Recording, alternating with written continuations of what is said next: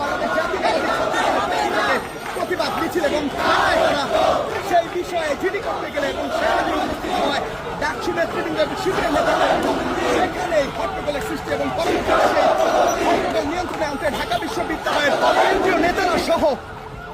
সেখানে ছুটে আসেন বাংলাদেশ জাতীয়তাবাদী ছাত্র দলের সভাপতি রাকিব হাসান, ঢাকা বিশ্ববিদ্যালয়ের সভাপতি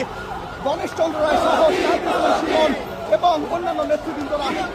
সেই ঘটনার পর এই মুহূর্তে বিশাল মিছিল নিয়ে ঢাকা বিশ্ববিদ্যালয়ে ফিরে যাচ্ছে বাংলাদেশ জাতীয়তাবাদী ছাত্র